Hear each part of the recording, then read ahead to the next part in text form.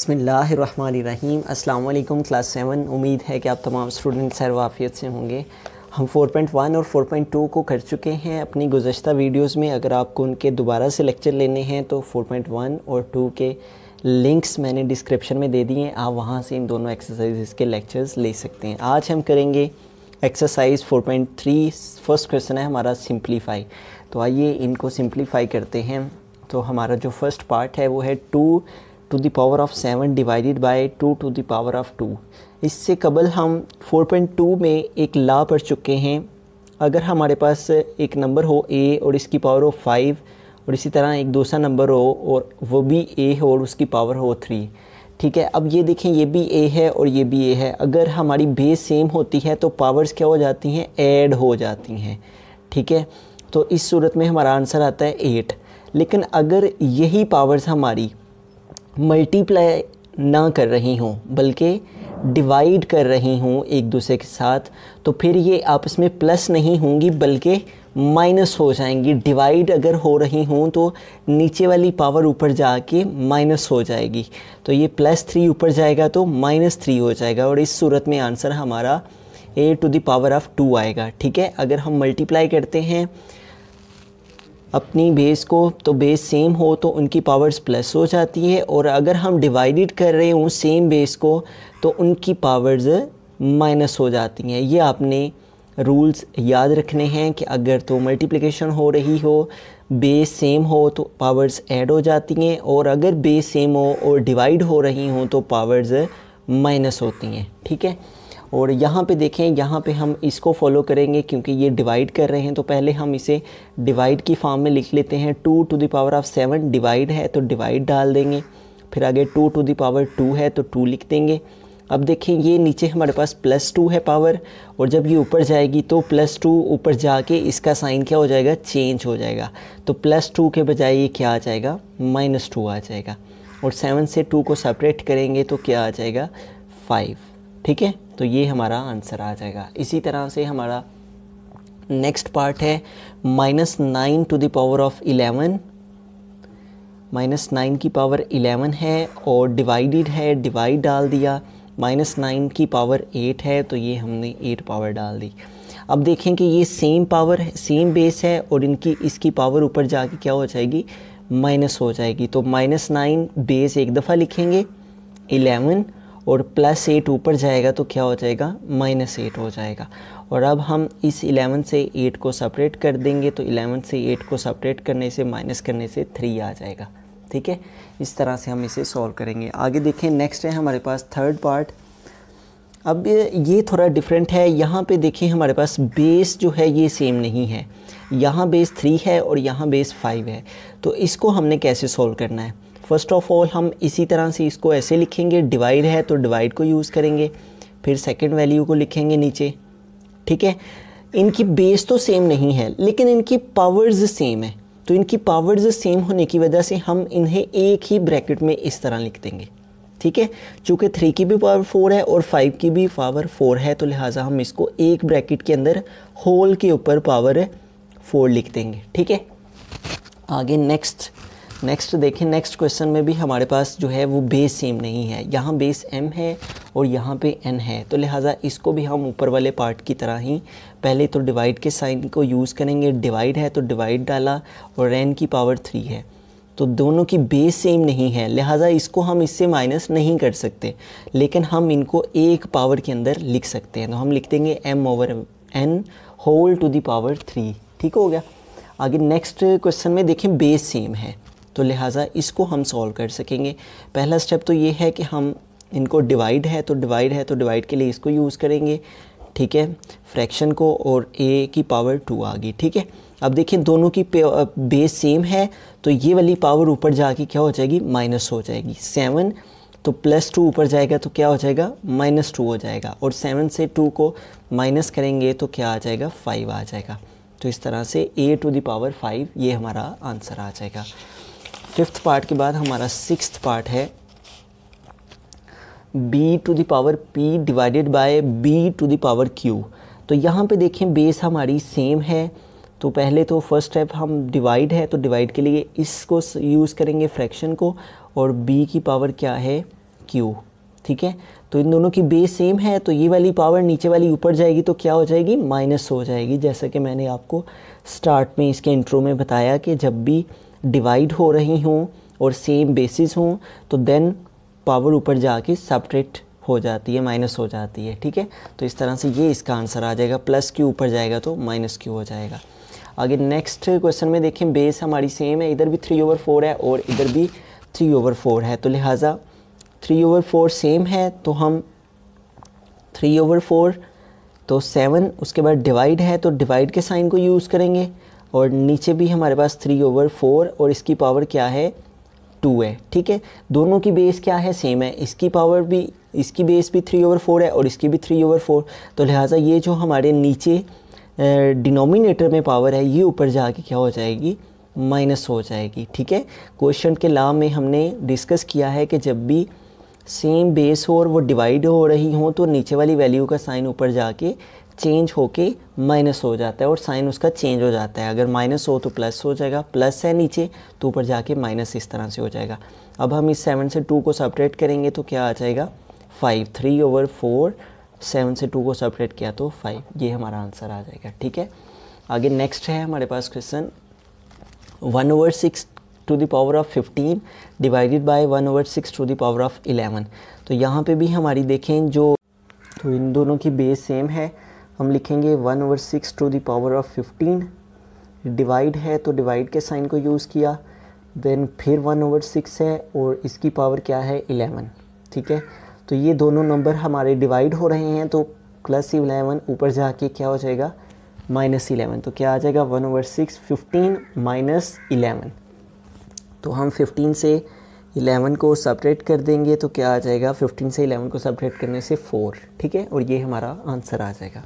Next देखें, यहाँ पे बेस सेम नहीं है तो लिहाजा हम क्या करेंगे 2 टू द पावर 5 और डिवाइड के साइन को यूज़ किया फ्रैक्शन को, और 3 टू द पावर ऑफ 5। इनकी बेस तो सेम नहीं है, यहाँ 2 है और यहाँ 3 है, लेकिन इनके एक्सपोनेंट सेम हैं, तो लिहाजा इनके एक्सपोनेंट सेम होने की वजह से हम इनको एक ही एक्सपोनेंट में होल की पावर में लिख देंगे, ठीक हो गया। तो ये हमारा आंसर आ जाएगा। नेक्स्ट 10th पार्ट देखें, -3 to the power 17 divided by -3/10 to the power of 8। तो यहाँ पे देखें -3/10 की पावर 17 और divided by -3/10 to the power of 8 है, ठीक है। दोनों की बेस क्या है, सेम है, तो बेस सेम होने की वजह से +8 ऊपर जाके क्या हो जाएगा -8 हो जाएगा, -3/10 और 17 -8, ठीक है।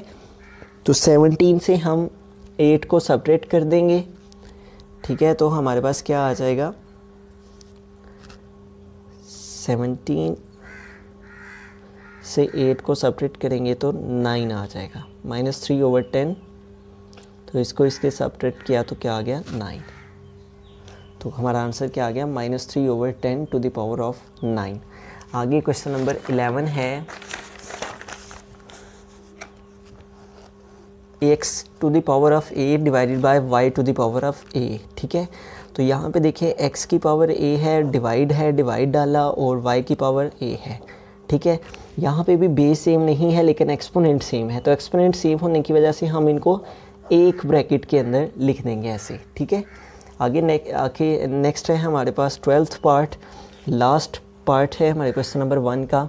तो यहाँ पे भी देखें हमारे पास जो बेस है वो सेम है, P/Q, और इसके ऊपर पावर है 23, डिवाइड डाला और नीचे डिवाइड है तो P/Q, और इसके ऊपर कोई पावर नहीं उसने दी हुई, तो इसका मतलब जिसके ऊपर पावर नहीं होती इट मीन्स कि उसकी पावर 1 होती है, ठीक है। अब 23 है तो इन दोनों की बेस सेम है तो लिहाजा +1 ऊपर जाके क्या हो जाएगा -1 हो जाएगा, P/Q और 23 -1 आ जाएगा।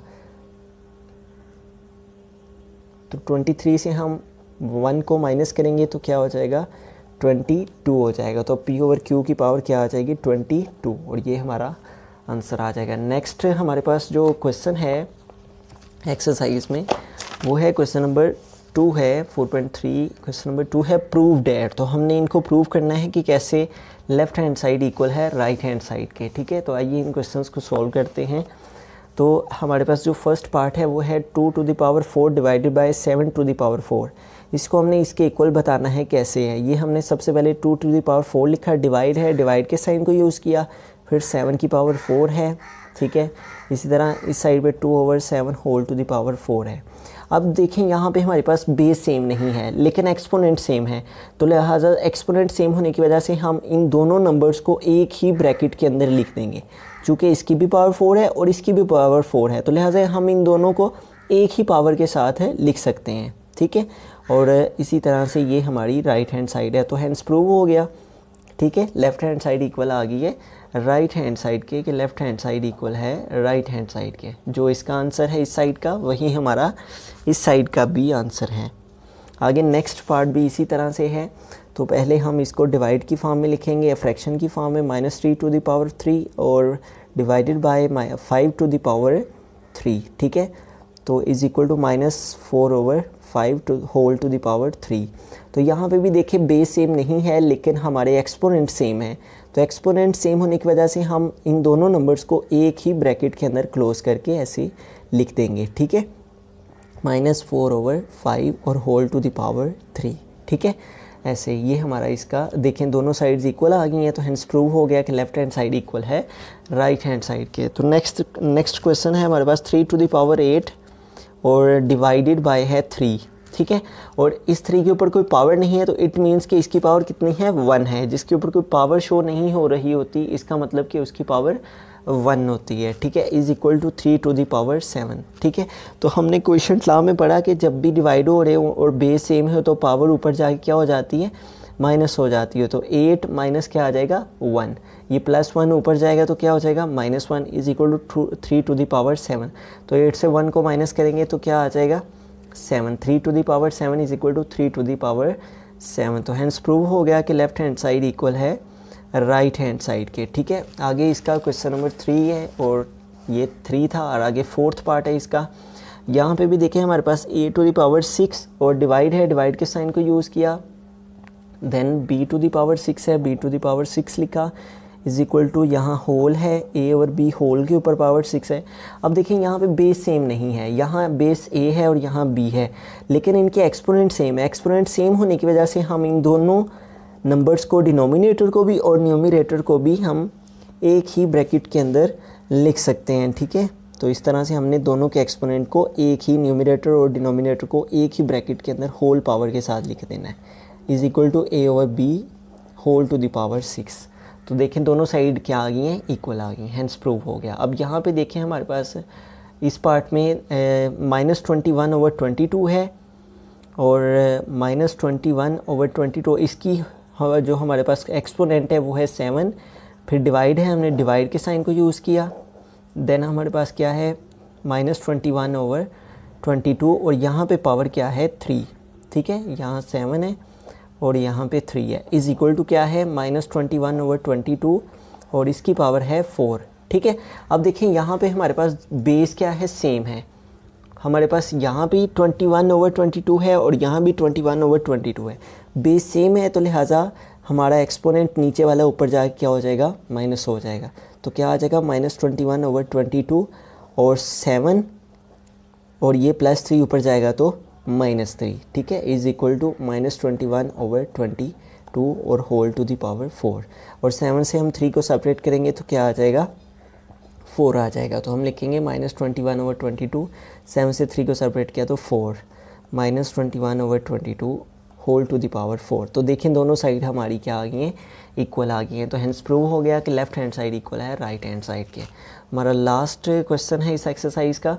तो यहाँ पे देखिए डिवाइड है, तो हम डिवाइड के साइन को यूज़ करते हैं पहले, -9/13 और यहाँ पे होल की पावर 5 है। डिवाइड है तो डिवाइड के साइन को यूज़ किया, देन नीचे हमारे पास -9/13 और यहाँ पे हमारे पास पावर क्या है 4 है, ठीक है। तो ये हमने 4 पावर लिख दी, इज़ इक्वल टू -9/13 और इसके ऊपर कोई पावर नहीं है तो इट मीन्स इसकी पावर क्या है 1 है, ठीक है। अब देखिए यहाँ पे हमारे पास बेस सेम है तो लिहाजा ये वाला जो 4 है ये ऊपर जा क्या हो जाएगा -4 हो जाएगा। तो क्या आ जाएगा -9/13, बेस सेम है तो लिहाजा नीचे वाला एक्सपोनेंट ऊपर जाके माइनस हो जाएगा, ठीक है, जैसा कि मैंने स्टार्ट में बताया। 5 - 4 आ गया और ये हमारे पास 9/13 वैसे का वैसे ही आ गया। अब 5 से 4 माइनस करेंगे तो क्या आ जाएगा 1, तो -9/13 की पावर भी क्या आ गई हमारे पास 1, और दूसरी साइड की तरफ भी हमारे पास क्या पावर है -9/13 और इसकी पावर भी क्या है 1 है। ठीक है, तो देखें दोनों साइड्स हमारी क्या आ गई हैं, इक्वल आ गई हैं, तो इट मीन्स के लेफ़्ट हैंड साइड इक्वल है राइट हैंड साइड के। ठीक है, मज़ीद इस तरह के मैथमेटिक्स के लेक्चर्स के लिए हमारे चैनल को सब्सक्राइब कीजिए एंड थैंक्स फॉर वॉचिंग। अल्लाह हाफिज़।